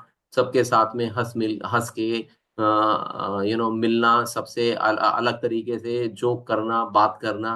तो जो एक ये नॉर्मल एक सन्यासी की जैसे एक छवि होती है, उस छवि से वे अलग थे, वो टोटली अलग थे, है ना? और फिर जब वो एक दफा कनाडा में गए हुए थे प्रीचिंग के लिए, कनाडा में थे, तब डॉक्टरों ने, उनकी तबीयत फिर से खराब हुई, तो डॉक्टरों ने उनको बताया कि अब तो आपके पास मतलब बिल्कुल भी समय है ही नहीं है ना? तो फिर उन्होंने, श्रीधर महाराज ने सोचा कि अब मेरे को जब अपना शरीर छोड़ना ही है, तो मैं क्यों ना अपने शिष्यों को अपना संग प्रदान करूं, है ना? देखिए, गुरु जो होता है या जो सन्यासी होता है या जो भक्त होता है, वो सदैव दूसरों के विषय में सोचता है, अपने विषय में नहीं सोचता। वो सदैव दूसरों के विषय में सोचता है। तो उनके मन में आया कि क्यों ना मैं अपने शिष्यों को, अपने दूसरे लोगों को अपना कुछ संग प्रदान करूं, उनका संग लूं, ताकि मेरा जीवन जो है वो मीनिंगफुल हो जाए। तो तब उनकी उनका एक बड़े परम मित्र थे, परम पूजनीय इंद्रद्युम्न महाराज, दक्षिण अफ्रीका में उनसे बातचीत होती है उनकी फोन पे ना। तो वो श्रीधर महाराज जो है वो परम पूजनीय इंद्रद्युम्न महाराज जी से बताते हैं कि ऐसी ऐसी मेरी स्थिति है, यू नो तो वो फिर इंद्रियम महाराज बोलते हैं कि आप बजाय के अपने शिष्यों के साथ में रहो, आप एक काम करो, when you have to leave your body, you leave your body in Mayapur. आप यहाँ से आप मायापुर में आ जाओ, और फिर मायापुर में आप अपने शरीर का त्याग करो, क्योंकि धाम में जाके अगर आप शरीर का त्याग करोगे तो मतलब it is good for your spiritual progress. वो मान लेते हैं उनकी बात, और उन दोनों का तय होता है कि ठीक है जी, हम लोग दोनों लंदन में मिलेंगे। तो वहां से इंद्रद्युम्न महाराज भी और यहाँ से श्रीधर महाराज भी दोनों लंदन पहुंचते हैं। लंदन में जो टेम्पल है वो वहां पे रुकते हैं। फिर वहां से इंडिया में आने के लिए उनकी अपनी टिकट्स जो है ना वो बुक हो जाती हैं, या अपनी टिकट जो है वो बुक करते हैं। इंद्रद्युम्न महाराज भी अपनी टिकट बुक करवा लेते हैं, यहाँ पे श्रीधर महाराज भी अपनी टिकट बुक करा लेते हैं। तो जब ये लोग एयरपोर्ट पर पहुंचते हैं, तो एयरपोर्ट पे जब टिकट्स देखते हैं एक दूसरे की, तो इंद्रद्युम्न महाराज उनको बोलते हैं, अरे आपने वापसी की टिकट नहीं लिया है? तो एकदम उनके माइंड में आता है कि अरे ये तो जाई मायापुर में इसलिए रहे हैं कि इन्होंने वहां पे शरीर छोड़ना है, तो वापसी की टिकट का क्या औचित्य है, क्योंकि इंद्रद्युम्न महाराज की वापसी की टिकट थी और श्रीधर महाराज ने एक ही साइड की टिकट कराई थी। तो उन्होंने बोला कि मैंने अपनी टिकट जो है वो एक साइड की कटवा ली है, अपने आध्यात्मिक धाम में जाने की मैंने टिकट ली है, मैंने वापसी की कोई टिकट नहीं ली है, क्योंकि मैंने वापसी होना ही नहीं है। तो ऐसे इंद्रद्युम्न महाराज को, उनको उन्होंने ऐसा बोला तो उनको लगा कि हाँ, मेरा ही प्रश्न गलत हो गया शायद। तो जब वो लोग फिर इंडिया में पहुंच जाते हैं, तो इंडिया में जब वो कैलकाटा में उतरते हैं प्लेन से, फिर कैलकाटा में बहुत सारे भक्त उनको लेने के लिए आते हैं यहाँ पे मायापुर ले जाने के लिए। और व्हील चेयर्स पे उनको बिठाया जाता है, और वो फिर गाड़ी में उनको ले लाया जाता है। गाड़ी में जब लाया जाता है तो उस समय फिर उसके बाद वहां से कैलकाटा से फिर मायापुर तक का सफर तय होता है। जो वो मायापुर में पहुंचते हैं, मायापुर अपने टेम्पल में जब प्रविष्ट होते हैं, तो उस समय बताते हैं कि जी भागवतम का समय था, मॉर्निंग के समय में पहुंचते हैं, जैसे 8 बजे भागवतम होती है, तो उस समय भागवतम का टाइम था। तो उस समय, लेकिन वो भागवतम उस दिन जो थी, जिस दिन श्रीधर महाराज वहां पे पहुंचते हैं, तो भागवतम क्लास उस दिन कैंसिल हो गई। कि उन्होंने बताया, अनाउंस कराया कि भाई जितने भी भक्त हैं ना, वो सारे के सारे भक्त जो हैं वो मेन गेट पे आओ, और श्रीधर महाराज का हम लोगों वेलकम करेंगे। तो जैसे हम लोग अपने इस्कॉन टेम्पल्स में भी देखते हैं, जब हमारे भी यहाँ पे गुरु महाराज आते हैं, तो सब लोग कीर्तन करते हैं, उनका वेलकम होता है। लेकिन ये वाला जो श्रीधर महाराज का जो वेलकम था, वो बहुत ही अद्भुत वेलकम था, अद्भुत प्रकार से वेलकम था। पूरे बाहर के गेट से लेके अंदर वो जो अ, अंदर जो मेन टेम्पल के साथ में जो गेस्ट हाउस है, वहां तक पूरे भक्त जो थे वो खड़े हुए थे, दोनों तरफ खड़े हुए थे और उनका कीर्तन कर रहे हैं और कीर्तन करके उनका स्वागत हो रहा है। तो उनको ऐसा लगा कि जैसे मैं भगवत धाम में आ गया हूँ और भगवत धाम के अंदर में मेरे को सारे भक्त जो हैं सब मिल के they are welcoming me, welcome to the spiritual world, welcome to the spiritual world. इस प्रकार से उनको इस तरह का भाव था। तो बेसिकली जब श्रीधर महाराज यहाँ पे आए तो उनके मन के अंदर में ना तीन चीजें थी उनके मन के अंदर में। एक तो ये था कि सबसे पहला था कि मैं मायापुर धाम पहुंच जाऊं। उनकी एक इच्छा थी कि मैं मायापुर धाम में पहुंच जाऊं। फिर दूसरी उनकी एक इच्छा थी कि वहां पे पंच तत्वों का स्थापना होनी थी। तो उनके मन में था कि मैं पंच तत्वों की जो स्थापना होनी है ना, मैं उसको मैं देख पाऊं। और तीसरी थी कि गौर पूर्णिमा का जो महोत्सव है मैं उसको अटेंड कर पाऊं। तीन चीजें, क्योंकि उनके पास समय कम था और ये बिल्कुल पास पास में ही थी सारी चीजें। तो श्रीधर महाराज धाम में पहुंच गए, उनकी पहली इच्छा पूर्ण हो जाती है। फिर वो डीटी इंस्टॉलेशन होता है पंच तत्वों का, तो डीटी इंस्टॉलेशन में भी पार्टिसिपेट करते हैं। फिर उसके बाद में गौर पूर्णिमा भी आती है, गौर पूर्णिमा आती है। तो जैसे हमारी भी अभी गौर पूर्णिमा आने आएगी फरवरी के अंदर, नहीं फरवरी में नहीं, अभी आगे आएगी। फरवरी में तो नित्यानंद त्रयोदशी आएगा। तो ऐसे ही उनकी जो थर्ड डिजायर होती है कि हाँ मैं गौर पूर्णिमा देखूं, तो वो गौर पूर्णिमा भी अटेंड करते हैं। जब वो गौर पूर्णिमा अटेंड करते हैं तो उनकी जो हालत होती है बहुत खराब हो चुकी हुई है इस समय तक। तो काफी हालत खराब है। उसमें भी जैसे ऑब्वियसली जैसे जैसे और दूसरे सन्यासी मिलते हैं, दूसरे भक्त मिलते हैं, वो हर एक आदमी की यही इच्छा होती है कि मतलब क्या हुआ क्या हुआ, आपकी तबीयत कैसी है, तो हर एक वो उनके उनके मन में था कि मेरे से कोई इस प्रकार का प्रश्न ना करे। I don't want anyone should ask me such questions at all. मतलब उनको था कि नहीं, मैं इस विषय में विचार ही नहीं करना चाहता हूँ। इस विषय को मैं सुनना ही नहीं चाहता हूँ, या इस विषय के अंदर में मैं विचारधारा ही कोई नहीं बनाना चाहता हूँ अपनी। तो उनकी यहाँ पे कहने का अर्थ ये है कि उनकी तीन आध्यात्मिक कामनाएं थी और तीनों के तीनों चैतन्य महाप्रभु और उनके गुरु महाराज शिल प्रभुपाद और राधा माधव जी की कृपा से उनकी तीनों की तीनों जो भी उनकी ये आध्यात्मिक इच्छाएं थी वो उनकी आध्यात्मिक इच्छाएं पूर्ण होती हैं। और फिर जब वो बिल्कुल उनकी तबीयत उसके बाद खराब हो जाती है, तो क्योंकि उनका लीवर खराब था, तो लीवर खराब होने की वजह से उनका पेट जो है वो फूल जाता है। तो वहां पे फिर डॉक्टर आता है, डॉक्टर देखने के लिए, उनकी तबीयत काफी खराब होती है तो डॉक्टर आता है उनको देखने के लिए। वो बेड पे होते हैं, वो अनकॉन्शियस होते हैं, और वो डॉक्टर देख रहा होता है तो वो उनको कॉन्शियसनेस आ जाती है उनकी। तो उस समय भी वो बोलते हैं कि अपने डॉक्टर को कि उनका पेट बहुत बाहर निकला होता है।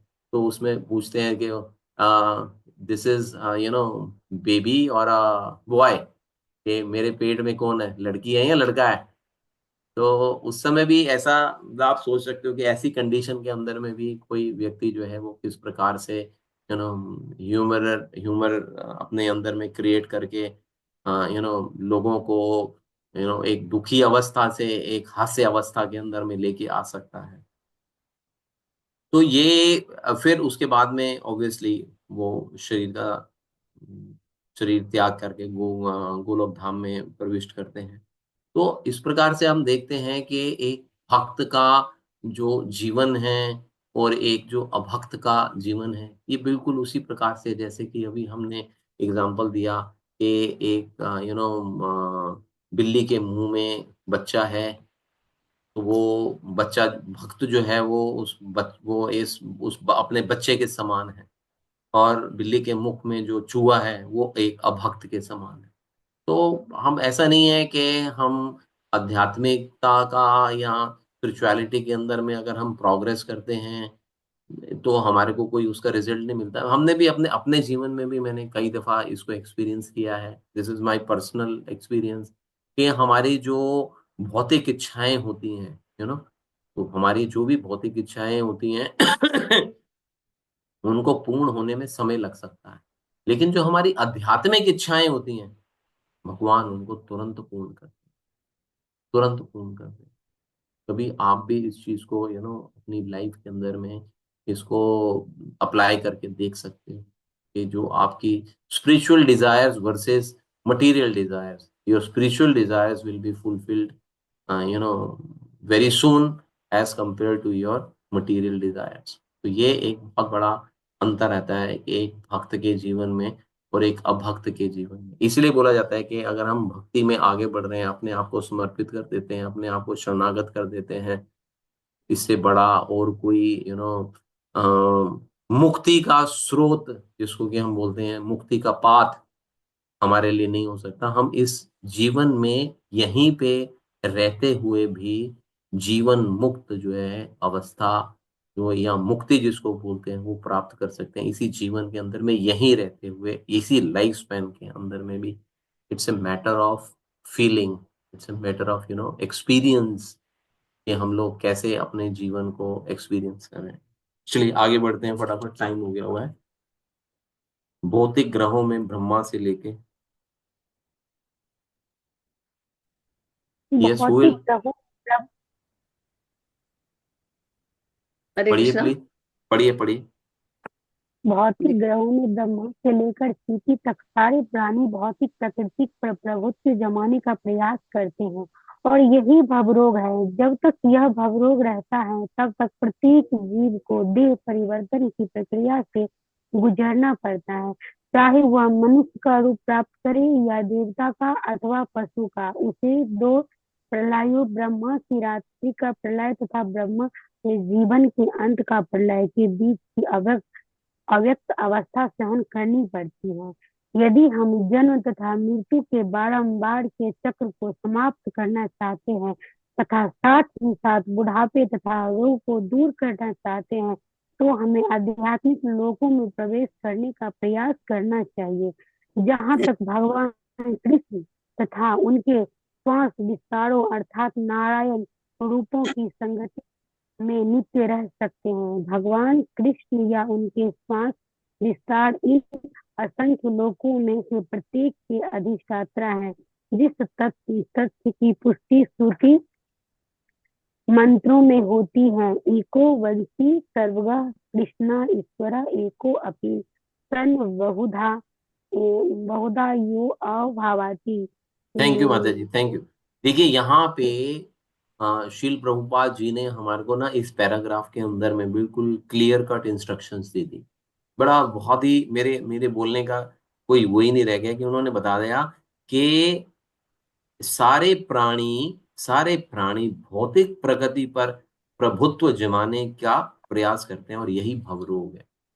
प्रॉब्लम हमारी क्या है कि हम अंडरस्टैंड तो करते हैं कि ये भवरोग है, लेकिन इस भव रोग से आने का, इस भव रोग से बाहर आने का प्रयास नहीं कर पाते हैं हम लोग, उसको अप्लाई नहीं कर पाते हैं अपने जीवन के अंदर। और ये बात बिल्कुल मैं यू नो इन दिनों में मैं खुद इस चीज को एक्सपीरियंस कर रहा हूँ, है ना। इन दिनों में खुद इस चीज को एक्सपीरियंस कर रहा हूँ कि प्रगति पर प्रभुत्व जताने का प्रयास करते हैं, हम भी कर रहे हैं इस समय ये प्रयास, जबकि छोड़ना चाहिए ये वाला प्रयास, लेकिन फिर भी ये प्रयास छूट नहीं रहा। तो इस तरह से ये बता रहे हैं कि ये क्या है, ये this is a kind of भव रोग। और प्रत्येक जीव को इस तब जब ये भवरोग तब तक रहेगा जब तक जीव को देह परिवर्तन की तब तक रहे पर देह परिवर्तन की प्रक्रिया से गुजरना पड़ेगा।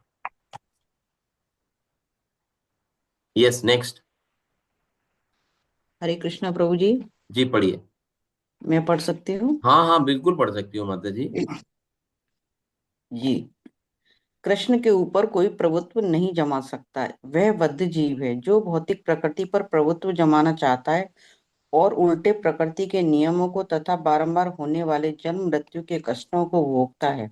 भगवान यहाँ पर धर्म के नियमों की पुनः स्थापना करने के लिए आते हैं और मूल सिद्धांत तो उनकी शरण में जाने के लिए मनोभाव को विकसित करना है। श्रीमद् भगवद गीता में भगवान का यही अंतिम आदेश है, सर्वधर्मन परित्याज्य मामेकं शरणं व्रज। अन्य सभी धर्मों को त्याग कर मात्र मेरी शरण में आओ। लेकिन दुर्भाग्यवश मूर्खों ने इस सर्वोत्तम शिक्षा की गलत व्याख्या करके जनता को विभिन्न प्रकार से पथभ्रष्ट किया है।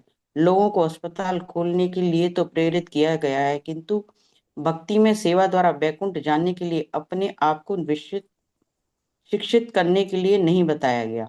उन्हें अस्थायी राहत कार्य में ही रुचि लेने की शिक्षा दी गई है, जिससे जीव को कभी भी वास्तविक सुख नहीं मिल सकता। वे प्रकृति की विनाशकारी शक्ति का सामना करने के लिए अनेक प्रकार की सार्वजनिक तथा अर्ध सरकारी संस्थाएं चलाते हैं, लेकिन वे यह नहीं जानते कि दुर्जय प्रकृति को किस तरह शांत की जाए।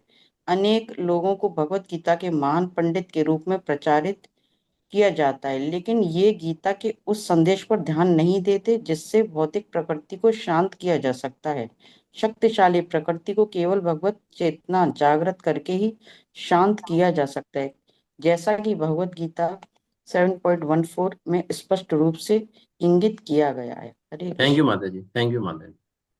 अब बता रहे कृष्ण के ऊपर कोई प्रभुत्व नहीं जमा सकता, क्योंकि कृष्ण को प्राप्त करना क्या आसान काम नहीं है ना। बता रहे हैं कि भौतिक प्रकृति पर प्रभुत्व जमाया जा सकता है, बद आत्मा भौतिक प्रकृति पर अपना अस्तित्व जताने का प्रयास करता है और भौतिक प्रकृति के नियमों को चुनौती भी देता है, भगवान बनने का प्रयास करता है। तो इसका इसका प्रभाव क्या पड़ता है जब वो भगवान बनने का प्रयास करता है? तो किसी भी रूप में उसका पुनर्जन्म होता है। तो इसका समाधान क्या है? इसका समाधान बता रहे हैं कि आध्यात्मिक ग्रह में प्रवेश करने का प्रयास करना चाहिए जीव को। हम लोग प्रयास कर सकते हैं, we are not very much sure, but definitely we can try, हम लोग प्रयास कर सकते हैं। अंततः जीवन जीना चाहिए, भगवान का सानिध्य प्राप्त करना चाहिए हमारे को, ये हमारे को प्रयास करना चाहिए। 7.14 कौन सा श्लोक है, कोई बताएगा? भगवत गीता 7.14 कौन सा है?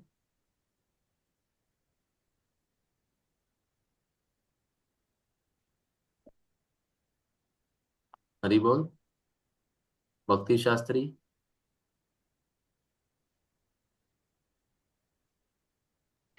देवी ईशा गुणमयी।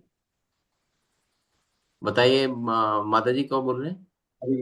देवी हेसाम गुणमयी मम माया दुरत्या धृतया मामेव या प्रपदन्ते मायामेताम मायामेताम तरन्ति ते। तरन्ति ते। ये 7.14 है। इसमें भगवान बताते हैं अपने विषय में और कैसे भौतिक प्रगति को पार किया जा सकता है। यस, नेक्स्ट पढ़ लीजिए अभी। माता जी पढ़ दो। हरे कृष्णा। जी माता जी पढ़ दीजिए। इस मंत्र द्वारा श्री ईशोपनिषद सिखाती है कि मनुष्य को संभूति, परम पुरुष भगवान तथा विनाश, नश्वर भौतिक जगत दोनों को ही साथ साथ भली भांति जानना चाहिए। केवल भौतिक सृष्टि को जानकर कोई बच नहीं सकता, क्योंकि प्रकृति में प्रति क्षण विनाश लीला चलती रहती है। अहन्य हनि भूतानि गच्छन्ति ही यमालयम। ना ही अस्पताल खोलकर किसी को हम इस विनाश लीला से बचाया जा सकता है। केवल आनंद तथा ज्ञान से पूर्ण शाश्वत जीवन की पूरी जानकारी से ही किसी को बचाया जा सकता है। संपूर्ण वैदिक योजना मनुष्यों को शाश्वत जीवन की उपलब्धि की इस कला में शिक्षित करता है। लोग प्रायः इंद्रिय तृप्ति पर आधारित क्षणिक आकर्षक वस्तुओं द्वारा भ्रमित हो जाते हैं, लेकिन इंद्रिय विषयों के प्रति की जाने वाली सेवा पथभ्रष्ट करने वाली तथा नीचे गिराने वाली है। अतएव हमें अपने आप को तथा अपने संगी को सही ढंग से बचाना चाहिए। सत्य को चाहने या ना चाहने का प्रश्न नहीं है, वे तो है ही। यदि हम बारंबार होने वाले जन्म मृत्यु के चक्र से बचना चाहते हैं तो हमें भगवान की भक्तिमय सेवा ग्रहण करनी चाहिए। इसमें कोई समझौता नहीं हो सकता, क्योंकि ये तो निर्वायता का अनिवार्यता का विषय है। हरे कृष्ण। थैंक यू माता जी, थैंक यू। तो यहाँ पे शील प्रभुपाद ने बहुत ही सिंपल भाषा के अंदर में हमारे को हमारी अज्ञानता का क्या कारण है, या हमारे अंदर में जो डाउट होता है कि नहीं जी मैं हॉस्पिटल्स खोल देता हूँ, स्कूल्स खोल देता हूँ, अन्य विद्यालय खोल देता हूँ, अनाथालय खोल देता हूँ, मैं छबीले लगा देता हूँ, मैं भूखों को खाना खिला देता हूँ, ये सारे के सारे पुण्य कर्म में आ जाएगा। ये सारे के सारे पुण्य कर्म हैं। इन पुण्य कर्मों से हमारा, केवल हमारा और हमारा ही प्रगति होती है हमारी, और हम लोग केवल उच्च लोकों तक जा सकते हैं इन पुण्य कर्मों के द्वारा, लेकिन भक्ति नहीं है। These are all pious works, pious actions of our life, but ये जितने भी कर्म हैं ये इस बात की गारंटी नहीं देते हैं कि हम लोग भगवत धाम में चले जाएंगे। ये सारे के सारे कार्य हमारे को सिर्फ ऊंचे लोकों तक जाने के लिए सहायक हैं। ऑब्वियसली ऐसे काम करता है जब कोई जीव, तो उसकी उसकी प्रगति होती है, उसको सत्व गुण का विकास होता है, देने का अपने हाथ से किसी को दान देने का अच्छा भाव उत्पन्न होता है। लेकिन हमारे शास्त्र बताते हैं कि इस बात की कोई गारंटी नहीं है, this is not any guarantee कि जीव जो है वो इस जन्म मृत्यु के चक्रव्यूह से जो बाहर आ जाएगा। जन्म मृत्यु के चक्रव्यूह से बाहर आने के लिए जीव को भक्ति ही करनी पड़ेगी। अगर वो इस प्रकार के कार्यों के अंदर में किसी की आसक्ति है तो बहुत अच्छी बात है, तो उसके अपने क्या करना चाहिए, इन कार्यों के साथ में भक्ति को इन्वॉल्व कर देना चाहिए, कृष्णा को सेंटर में लेके आ जाना चाहिए। जब इस प्रकार के जब हम कार्य करेंगे और इन कार्यों को हम भगवान को अर्पित करते हुए करेंगे, तो ये सारे के सारे कार्य जो है वो आध्यात्मिक कार्य बन जाएंगे। जैसे कोई स्कूल खोलता है तो स्कूल के अंदर में प्रेयर्स होए, भगवान की प्रेयर्स होए, भगवान के विषय में कोई जानकारी मिले। जैसे यहाँ पे बताया गया कि हमारे स्कूल कॉलेजेस के अंदर में कहीं पे भी कोई यू नो हमारे शास्त्रों का कोई भी ज्ञान हमारे विद्यार्थियों को नहीं है, तो इस प्रकार का अगर ज्ञान जो है वो उनको प्रदान किया जाए तो वो आध्यात्मिक कार्य हो जाएगा। किसी किसी को अगर आपने खाना खिला रहे हो तो वो पहले भगवान को भोग अर्पित करके उनको हरे कृष्णा महामंत्र उच्चारित करवा के अगर हम लोग उस प्रसाद को उन लोगों को खिला देते हैं तो कार्य वही हुआ, लेकिन वो कार्य आध्यात्मिक हो गया।